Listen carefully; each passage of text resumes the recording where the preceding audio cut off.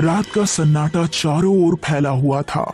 हुकुम सिंह अपनी हवेली के एक बड़े से कमरे में बेचैनी से टहल रहा था और उसे एक साधु, जिनकी पूरी दाढ़ी के बाल सफेद हो चुके थे, वो कोई किताब खोले उसे गौर से देख रहे थे। क्या कोई और उपाय नहीं है महाराज, जिससे मेरे बेटे के ऊपर मनहूसियत का लगा दोष खत्म हो जाए? नहीं हुकुम सिंह, इसके अलावा और कोई उपाय नहीं है। लेकिन आप ही बताएं महाराज कि मैं अपने जवान और सुंदर बेटे का विवाह एक बंजारन से कैसे करवा सकता हूँ? अगर तुम्हें अपने बेटे के ऊपर लगी मनहूसियत को हटाना है तो तुम्हें ऐसा करना ही होगा, वरना वो दिन दूर नहीं जब तुमसे तुम्हारा सब छिन जाएगा। ठीक है महाराज, जैसी आपकी आज्ञा। ध्यान से सुनो हुकुम सिंह, ये कार्य तुम्हें जल्द से जल्द करना होगा। इतना कहकर फिर हवेली से बाहर निकल गया। तभी मौसम बदलने लगा। आसमान में काली घटा छा गई और तूफानी हवा चलने लगी। ये मौसम अचानक से कैसे बदल गया? लेकिन उस काली घटा से एक काली परछाई हुकुम सिंह को दूर से ही घूर रही थी। तभी हवेली का दरवाजा कोई खटखटाने लगा। भीमा, जाकर देखो कौन है जो इतनी रात में दरवाजा खटखटा रहा है। भीमा ने हवेली के मुख्य दरवाजे पर पहुंचकर दरवाजा खोल दिया। उसने देखा कि उसके सामने एक बेहद सुंदर स्त्री खड़ी हुई थी। कौन हो तुम और इतनी रात में ठाकुर साहब का दरवाजा क्यों खटखटा रही हो? मैंने सुना है कि ठाकुर साहब मुसीबत में हर इंसान की मदद करते हैं। मैं भी मुसीबत की मारी हूँ। क्या नाम है तुम्हारा? बंजारन। ठीक है, तुम यहीं रुको, मैं ठाकुर को बताता हूँ। भीमा ने हुकुम सिंह को बंजारन नाम की लड़की के बारे में बता दिया। बंजारन का नाम सुनते ही हुकुम सिंह की आंखों में चमक आ गई। ठाकुर साहब, कहीं आप अपने बेटे भीकम का विवाह इस बंजारन से कराने की तो नहीं सोच रहे? तुम सही सोच रहे हो। भीमा बंजारन को अंदर हवेली में बुला लाया। हुकुम सिंह ने बंजारन के सामने अपने बेटे की शादी का प्रस्ताव रख दिया और उसे सारी बात बताई। उस बंजारन ने एक रहस्यमयी मुस्कुराहट के साथ शादी के लिए हाँ कर दी। दूसरे दिन बंजारन और भीकम सिंह का विवाह सादे तरीके से कर दिया गया। सुहागरात की रात भीकम सिंह अपनी बंजारन के कमरे में पहुंच गया और घूंघट में बंजारन को देखकर बोला, तुम मुझे पहले ही नजर में पसंद आ गई थी। मैंने तुम्हारे जैसी सुंदर स्त्री अपने जीवन में नहीं देखी। मैं भी आपको देखकर पहली नजर में ही दीवानी हो गई थी।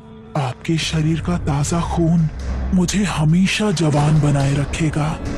उसकी बात सुनकर भीकम सिंह बुरी तरह से चौंक गया। तुम्हारे कहने का मतलब क्या है? तभी बंजारन ने अपना घूंघट ऊपर कर दिया। उसका भयानक चेहरा देखकर भीकम सिंह की चीख निकल गई। देखते ही देखते बंजारन ने उसके शरीर के टुकड़े टुकड़े कर दिए। चीख सुनकर भीमा तुरंत दौड़ा दौड़ा आया, लेकिन दरवाजा बंद था। छोटे मालिक, दरवाजा खोलिए, क्या हुआ आपको? अचानक दरवाजा खुल गया। उसने देखा कि एक बेहद भयानक सूरत में एक स्त्री भीकम सिंह के लाश के टुकड़ों को चपड़ चपड़ करके खा रही थी। कौन हो तुम? बंजारन। भीमा चीखता हुआ ऊपर सीढ़ियों की ओर भागा। ठाकुर साहब, जल्दी आइए। जिस बंजारन का आपने अपने बेटे के साथ विवाह किया है वो एक भूतनी है। क्या हुआ भीमा? अलग फाड़ फाड़ कर क्यों चिल्ला रहा है? ठाकुर साहब, उसने छोटे मालिक को मार डाला। ये क्या बकवास कर रहा है तू? मैं झूठ नहीं बोल रहा ठाकुर साहब, नीचे आकर आप खुद देख लीजिए। बल्कि मैं तो कहता हूँ कि आप अपनी जान बचाकर यहाँ से भाग जाइए। कि तभी बंजारन अपनी भयानक सूरत में ठीक भीमा के सामने आ गई। भीमा के साथ भी उसने वही किया जो उसने भीकम सिंह के साथ किया था। हुकुम सिंह हवेली के बाहर की ओर भाग गया और उसके कानों में उसकी पत्नी और उसके नौकरों की चीखें सुनाई दे रही थी, मगर वो किसी की परवाह किए बिना जंगल की ओर भाग गया। हुकुम सिंह भागते भागते एक तांत्रिक से टकराया। क्या हुआ? कहाँ भागे जा रहे हो? हुकुम सिंह ने सारी घटना उस तांत्रिक को बता दी। बेवकूफ आदमी, कोई स्त्री आधी रात को तेरे घर पर आती है और तू बगैर छानबीन किए उसका विवाह अपने बेटे से करा देता है। चलो मुझे लेकर अपनी हवेली में चलो। हुकुम सिंह मजबूरी में तांत्रिक को अपने साथ हवेली की ओर ले गया। हवेली के अंदर प्रवेश करते ही तांत्रिक ने देखा कि हवेली में लाशों के ढेर लगे हुए थे और बंजारन अपनी उसी भयानक सूरत में सबका मांस खा रही थी। तांत्रिक को देखकर बंजारन की आंखों में क्रोध झलकने लगा। तू फिर आ गया तांत्रिक, लेकिन इस बार तो जिंदा बचकर नहीं जाएगा। बंजारन, पिछली बार मैंने तुझे मटकी में बंद किया था, लेकिन पता नहीं तू कैसे आजाद हो गई।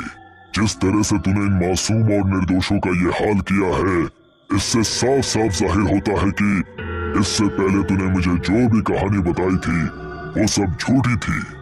तुझसे पहले भी कहा था तांत्रिक, मुझे मर्द जात से नफरत है। तभी तांत्रिक के कंधे पर पीछे से किसी ने हाथ रखा।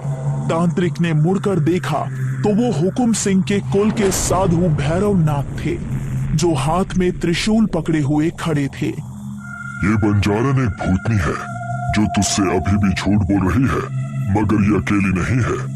आप मेरे गुरु हैं, अब आप ही सच्चाई का पता लगा सकते हैं। सच तुम्हें ये नहीं बताएगी, सच तुम्हें ये बताएगा। लेकिन गुरुदेव, इसकी तो बीवी बच्चे भी मारे गए हैं। इसका परिवार तो खुद इस बंजारन के आतंक का शिकार हुआ है। नहीं, ये हुकुम सिंह नहीं, बल्कि एक इंसानी पिशाच है जो अपनी जादुई शैतानी शक्तियों से कोई भी रूप बदल सकता है। हुकुम सिंह तो मेरे जाते ही मारा जा चुका था जब आसमान में काली घटा छाई थी। हुकुम सिंह अपने परिवार को मुसीबत में छोड़कर कहीं नहीं जा सकता। इसने सिर्फ हुकुम सिंह का रूप लिया हुआ है। ये एक बहरूपिया है। बाकी की सच्चाई तुम्हें ये खुद बताएगा। और हाँ, बंजारन और ये आपस में एक दूसरे से जुड़े हुए हैं। या अगर ये कहा जाए कि बंजारन की मौत इसकी मौत में है तो गलत नहीं होगा। त्रिशूल से निकली हुई बिजली जैसी ही हुकुम सिंह के शरीर पर पड़ी, उसने बदसूरत आदमी का रूप इख्तियार कर लिया। मुझे जाने दे, बोल क्या मकसद था तेरा? मैं शुरू से ही एक बदसूरत इंसान था। मेरा विवाह बचपन में ही बंजारन से हो गया था। मैं हमेशा के लिए सुंदर और जवान बने रहना चाहता था, इसीलिए मैंने शैतान को इंसानी बलि देना शुरू कर दिया और मैंने इसके लिए अपनी पत्नी बंजारन का सहारा लिया। मैं हमेशा लोगों से छुपाता था कि बंजारन मेरी पत्नी है, लेकिन जब गांव का मुखिया मेरी पत्नी बंजारन की असलियत पहचान गया तो उसने अपने आदमियों की मदद से मेरी पत्नी बंजारन को मारकर तालाब में फेंक दिया। मगर मुखिया मुझे नहीं जानता था। मैंने काली विद्या से अपनी पत्नी बंजारन की आत्मा को बुला लिया और अपना बदला मुखिया, हरिया और छोटे लाल को मार कर ले लिया। उसके बाद इस तांत्रिक ने मेरी पत्नी बंजारन की आत्मा को मटकी में बंद कर दिया। मैंने बड़ी चालाकी से उस मटकी को तोड़कर अपनी पत्नी को आजाद करा दिया। मुझे कुछ और बलियों की जरूरत थी, इसलिए मैंने हुकुम सिंह को मारकर उसका रूप ले लिया। मतलब तू लोगों का दिल निकालकर शैतान को भेंट करता है और तेरी पत्नी बंजारन उनका खून पीकर मांस खा जाती है। जाते वक्त मैंने बुरी शक्तियों की गंध तो महसूस की थी। काश मैं उस वक्त थोड़ा सा और रुक जाता। आप सही वक्त पर आ गए हैं गुरुदेव, नहीं तो ये दोनों पता नहीं कितने परिवारों को मारकर उनकी बलि दे देते और अपने मकसद में कामयाब हो जाते। लेकिन अब इनका खेल खत्म। इतना कहकर भैरवनाथ ने मंत्र पढ़कर त्रिशूल में फूंक दिया। त्रिशूल के अंदर से एक भयंकर आग निकली, जिसने देखते ही देखते हुकुम सिंह के रूप में उस बहरूपिये को जलाकर राख कर दिया। बंजारन चीखती हुई धुआं बनकर वहां गायब हो गई और चारों तरफ सन्नाटा छा गया। चंदनपुर गांव। घर में शादी का माहौल था और दुल्हन अपने कमरे में घूंघट काढ़े बैठी हुई थी। दूल्हे के आने का इंतजार कर रही थी। दूल्हे की माँ माधवी अपने अंधेरे कमरे में काले कपड़े पहने हुए बैठी थी और कुछ मंत्र पढ़ रही थी। ब्रह्म राक्षस आ जाओ, दुल्हन तैयार है, आ जाओ। तभी दुल्हन के कमरे का दरवाजा खुला और किसी के कदम अंदर जाते हुए नजर आए। मेरी प्यारी दुल्हन कैसी हो?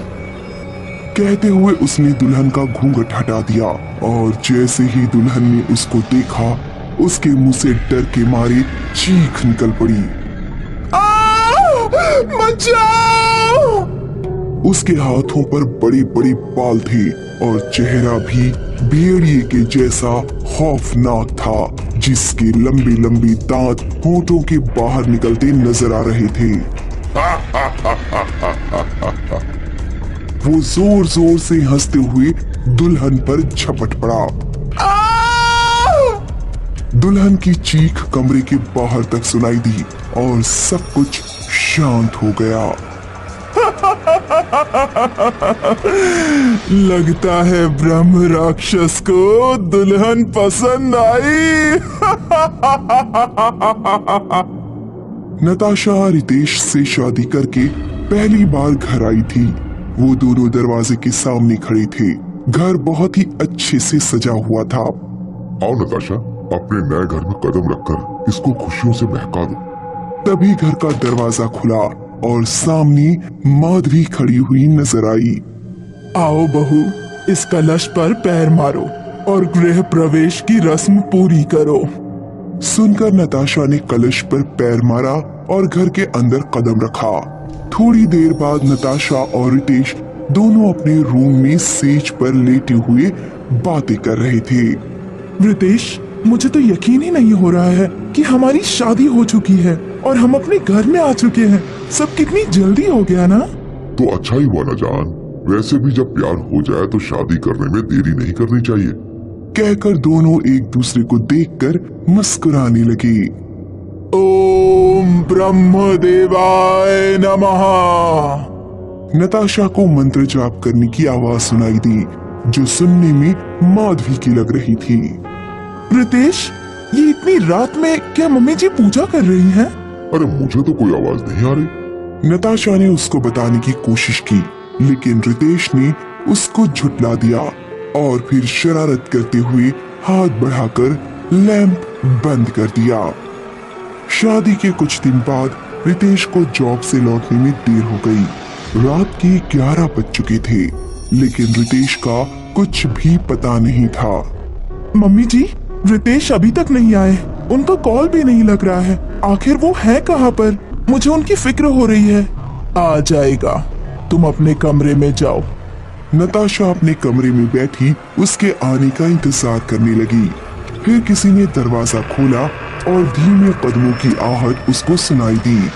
आ गए तुम? कहते हुए जैसे ही उसने सामने देखा, रितेश की जगह एक भयानक आदमी को खड़ा देखकर उसके डर का ठिकाना नहीं रहा। उसकी सांसें अटक गईं और धड़कनें तेज तेज चलने लगीं। आज रितेश नहीं आएगा, कहते हुए वो उसकी तरफ बढ़ने लगा। उसका भयानक चेहरा देखकर नताशा की हालत खराब हुई जा रही थी। वो उससे दूर हटती, लेकिन अचानक से वो उस पर झपट पड़ा और भयानक आवाज करते हुए बोला, तुम अब मेरी हो। इतना सुनते ही नताशा बहुत ही जोर से चिल्लाई और बेहोश हो गई। जब उसकी आंख खुली तो उसने खुद को सही सलामत अपने बेड पर पाया। रितेश उसके पास बैठा हुआ था और माधवी वहीं खड़ी थी। रितेश, तुम कहाँ थे? कहकर वो उसके गले लग गई और चिपट कर रोने लगी। क्या हुआ नताशा, बात तो बताओ, तुम इतना डरी हुई क्यों लग रही हो? वो बहुत ही भयानक था। न इंसान था, न जानवर। मैं बता नहीं सकती। वो इतना कहकर उससे आगे नहीं बोला गया और फिर से रितेश से चिपट कर रोने लगी। इसे कुछ नहीं हुआ है। जरूर कोई डरावना सपना देखा होगा। ऐसा नहीं है, मैं जाग रही थी। उसने मुझ पर हमला भी किया और उसके बाद मुझे कुछ भी याद नहीं। रिलैक्स नताशा, तुम सो जाओ। समझो कि वो सिर्फ एक सपना ही था। नताशा उसकी बात सुनकर चुप तो हो गई, लेकिन उसको लग रहा था कि ये लोग उससे कुछ न कुछ छिपा रहे हैं। उसी रात एक और आहट हुई। रात के 3 बजे थे। नताशा को घुंघरू की छन छनाहट की आवाज आने लगी और उसकी आंख खुल गई। उसने देखा कि रितेश चुपचाप सोया हुआ है, तो उसने उसको जगाए बिना ही अपने पैर जमीन पर रखे और उस आवाज को सुनते हुए कमरे से निकल गई। आवाज का पीछा करते करते वो इसी तरह घर से बाहर गार्डन में पहुंच गई। वहां उसने देखा कि लाल साड़ी पहनी एक औरत आगे चलती जा रही है। नताशा उसके पीछे पीछे काफी आगे तक निकल गई। फिर वो औरत अचानक से रुक गई और नताशा की तरफ पलटी। उसकी आंखें लाल लाल चमक रही थीं। कौन हो तुम? मैं रितेश की पहली पत्नी हूँ। तुम यहाँ क्या कर रही हो? मेरे पास ज्यादा वक्त नहीं है, वो आ जाएगा। कौन आ जाएगा? वही राक्षस जिसने तुम पर आज हमला किया था। कौन है वो? क्या सच्चाई है उसकी? माधवी के कोई औलाद नहीं थी। खुद की औलाद पाने के लिए उसने सब कुछ किया, लेकिन तब भी उसका कोई बच्चा नहीं हुआ। इसलिए उसने अपनी ख्वाहिश पूरी करने के लिए काली दुनिया के देव ब्रह्म राक्षस की तपस्या शुरू कर दी। ब्रह्म राक्षस ने सबसे पहले उसके पति को मारा और फिर उसको एक दिन के लिए अपनी काली दुनिया में ले गया। जब वो वापस आई तो उसके कुछ महीनों बाद उसको रितेश पैदा हुआ। इसका मतलब है कि रितेश उस ब्रह्म राक्षस की औलाद है, एक शैतान की। हाँ, लेकिन सिर्फ उसके पैदा होने पर ही बात खत्म नहीं हो गई थी। ब्रह्म राक्षस ने माधवी से एक वचन लिया था कि रितेश के 18 साल के हो जाने के बाद वो अपनी 3 नई दुल्हनों को ब्रह्म राक्षस को समर्पित करेगा। उसकी पहली बीवी को ब्रह्म राक्षस ने अपना शिकार बनाया। फिर दूसरी बीवी मैं थी। मुझे भी रितेश ने पहली रात को ही ब्रह्म राक्षस के हवाले कर दिया और उसने मेरी जान ले ली। तो इसका मतलब है कि उसकी तीसरी बीवी मैं हूँ और मुझे भी वो उस राक्षस के हवाले कर देगा। हाँ, वो ऐसा ही करना चाहेंगे, लेकिन तुम्हारे पास खुद को बचाने का और उन दोनों माँ बेटों को खत्म करने का एक मौका है। प्लीज मुझे बताओ कि वो कैसे हो सकता है। तुमको वो दोनों माँ बेटे एक विधि के जरिए ब्रह्म राक्षस को समर्पित करेंगे। अगर उस विधि को पूर्णमासी की रात ठीक 1 बजे के टाइम पूरा नहीं किया गया तो ब्रह्म राक्षस नाराज हो जाएगा और इन दोनों का खेल खत्म हो जाएगा। कहकर उसने नताशा को उस विधि के बारे में सब बताया और ये भी कि उसको रोककर वो अपनी जान कैसे बचा सकती है। सब बात बताकर वो औरत गायब हो गई और फिर नताशा भी अपने घर वापस आकर चुपचाप रितेश के बराबर में लेट गई। कुछ दिन बाद जब पूर्णमासी की रात आई तो माधवी हाथ में दूध का गिलास लिए नताशा के कमरे में आई। लो बेटा, हल्दी वाला दूध, आज से रोजाना इसको पीना शुरू करो। नई दुल्हनों के लिए अच्छा होता है। ये सुनकर नताशा समझ गई कि इसमें जरूर बेहोशी की दवाई होगी, क्योंकि आज रात ये उसकी बलि देने वाले हैं। इसलिए उसने दूध का गिलास लेकर उसको पास रख लिया। मम्मी जी, मैं थोड़ा ठंडा होने देती हूँ, फिर इसे पी लूंगी। ओके? ये सुनकर माधवी कमरे से चली गई और नताशा ने उसके जाते ही दूध खिड़की से बाहर फेंककर खाली गिलास टेबल पर रख दिया। अब नताशा आंखें बंद किए सोने का नाटक करने लगी। दोनों माँ बेटों ने अपना काम शुरू किया। कुछ देर बाद वो अपनी विधि की सारी तैयारी कर चुके थे। माधवी और रितेश मंत्र पढ़े जा रहे थे और अब 1 बजने में 1 ही मिनट बाकी था। तभी वहां धुआं सा उठा और ब्रह्म राक्षस सामने से आता हुआ नजर आया। ब्रह्म राक्षस, हमारी आखिरी बलि स्वीकार करो। ये नई नवेली दुल्हन आपके लिए तैयार है। इसको अपने हाथों से खत्म करके इसकी आत्मा को अपने साथ ले जाइए और हमें आपके बंधन से मुक्त कीजिए।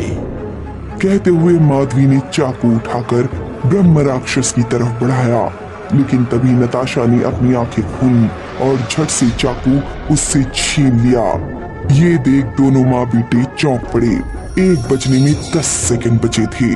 नताशा ने वही चाकू माधवी की गर्दन पर चला दिया और वो वहीं गिरकर तड़पने लगी। बलि का टाइम खत्म हो गया और ब्रह्म राक्षस चिल्ला उठा, तुमने नियत समय पर मुझे दुल्हन भेंट नहीं की, अब तुमको मरना पड़ेगा। कहकर ब्रह्म राक्षस ने अपनी तेज नाखून रितेश के पेट में मारे और उसका पेट फाड़ डाला। उसके बाद वो नताशा की तरफ देखने लगा। नताशा डर गई थी, लेकिन अगले ही पल ब्रह्म राक्षस वहां से गायब हो गया और सब कुछ शांत हो गया। नताशा के सामने माधवी और रितेश की लाशें पड़ी थीं, लेकिन उसको इनकी मौत का कोई अफसोस नहीं था, क्योंकि इंसान की शक्ल में ये दोनों ही शैतान थे।